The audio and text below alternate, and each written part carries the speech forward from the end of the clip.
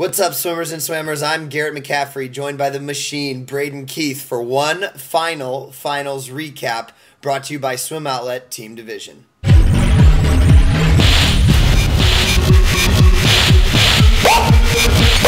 Braden, the final session from the Aquatic Center at the Olympic Park was a terrific night of swimming. We saw 2 world records. We saw some great races. Let's start with the first race on the schedule, and that was the ladies 50 freestyle. Once again, I fell victim to the fact that I was at a swim meet and I was unable to watch this part of the race. What happened in the 50 freestyle that stood out to you?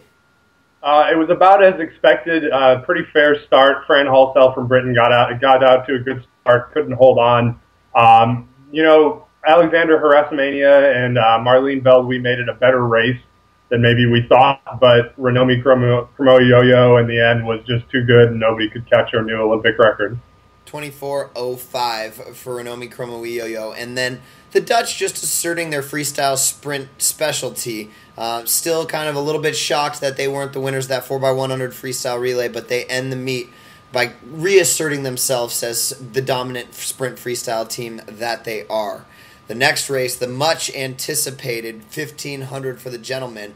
And Sun Yang, is it unfair to say that a new world record by almost 3 seconds, by over 3 seconds, is disappointing? He sets the new world record with a 14:31.0. We all know that Garrett thought that they might go under 14:30 or that he might go under 14:30, but I wasn't the only one. Other people had the hopes that he might go under that 14:30 mark. Is it weird that it's kind of disappointing to see somebody blow away the world record and still be a little disappointed in it? Yeah, it's really weird, actually. 14:30, we have to remember that these barriers are really just arbitrary. They don't mean anything. A 14:29.99 is 0.01 seconds better than a 14:30.00. So it doesn't really mean anything. This was an amazing swim, and I think people are going to overlook it just for that reason. Everybody knew he was going to break the world record. People wanted to see a new number go up in front of them, but he did what Katie Ledecky did early in her 800, only he kept doing it the whole way and then some. He just destroyed it start to finish. It was never even a question that he was going to break the record. And he still had his signature final 100, 53.49 on the end of a 1500. After 1,450 meters of racing faster than anybody else in the field, he somehow came home in 25.68. Give you a little perspective, that's faster than Yannick Agnel's final split in the 200 freestyle on that final 50. So once again, Sun Yang dominating and doing it in that signature exclamation point on the last 100 that we've all come to now expect and still be amazed at. The real race, though, other than the one between Sun Yang and that world record line, was the race for silver, and it was a great one. Ryan Cochran getting under 14:40 for the first time, taking silver just in front of Us Maluli. 14:40.31 for Us for bronze, 14:39.63 for the Canadian Ryan Cochran. Pretty impressed with that swim? Yeah, it was a great swim, 4th best of all time. I thought Maluli maybe was going to get him. He kind of sat back like he likes to do, and he's got the 10K training under him now, and I thought he was going to maybe come back and get him, but Cochran was tough and he held on. Yeah, another terrific race to end the individual races of the swimming portion of the Olympics. The last races of the swimming were the relays, the 400 medley relays, and as we expected, nothing but American dominance. It started with the women setting a new world record. Very impressive 4 swims put together, led off by Missy Franklin, 58.50. Solid backstroke, a little off her gold medal swim, but still very impressive enough for a lead for America. Rebecca Soni, 104.82, fastest split in the field. A great time for her to dip under 105 with that relay start. And then Dana Vollmer, 55.48. Terrific split for her on the butterfly.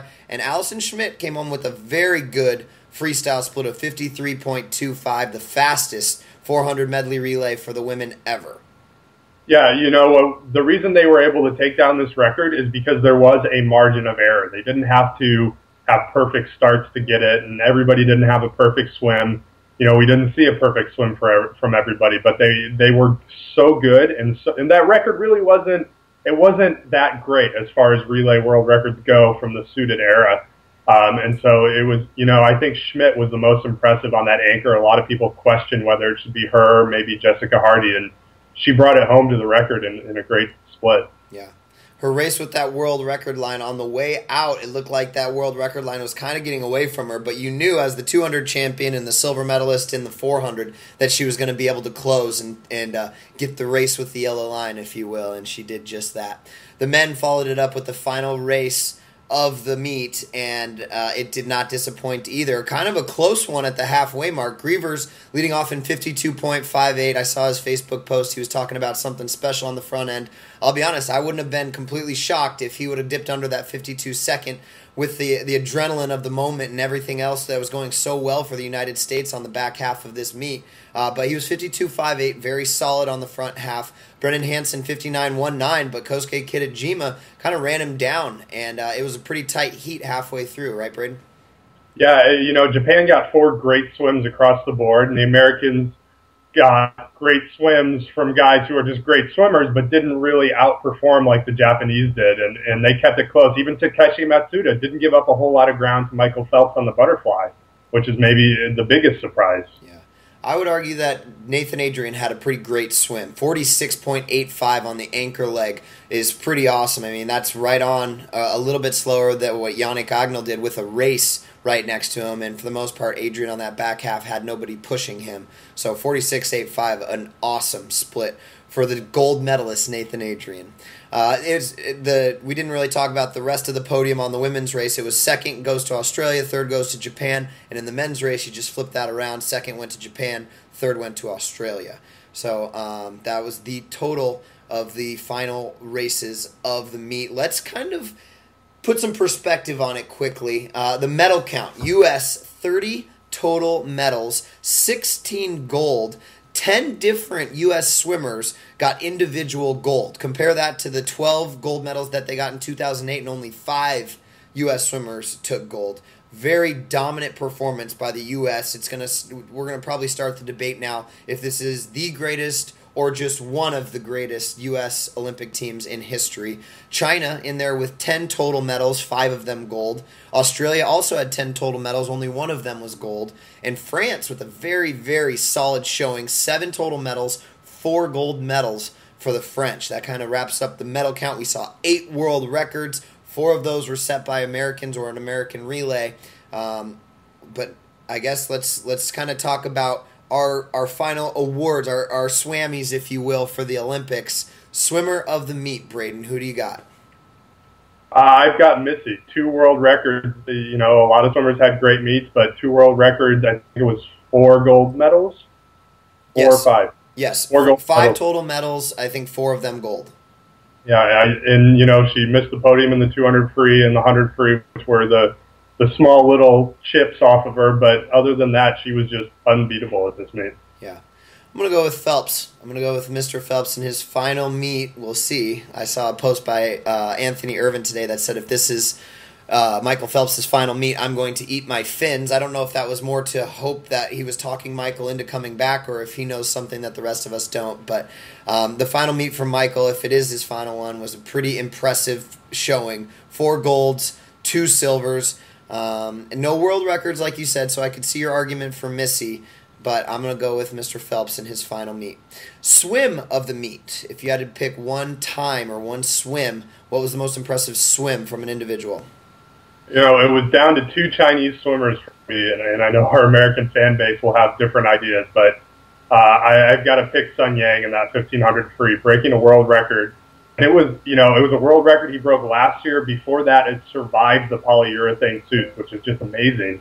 And he now has taken it down 3.5 seconds in total, and that's just incredible. Yeah, you're right. The American fans are probably thinking Missy Franklin or maybe even Katie Ledecky with her 800 freestyle. Awesome swims, not to take anything away from them, but I'm also going with a Chinese swimmer. I'm going to go with Yi Shi Wen in that 400 IM. And it was also kind of one of the races, and we're going to do race of the meet next, but it was also one of the top races because she had to come back on that final 100 and pass Elizabeth Beisel. I mean, it took her all of 15 meters with that kind of freestyle speed, but still, it was in the midst of a great race, and she still put together a pretty mind-blowing world record swim. So I already alluded to this. What was your race of the meet? it's kind of an obvious pick because it's always a good race, but the men's 50 free with Florent Manodou coming from nowhere, and there was just so many names in that final, and the one that we refused to talk about was the one who took it. So I'll take the men's 50 free.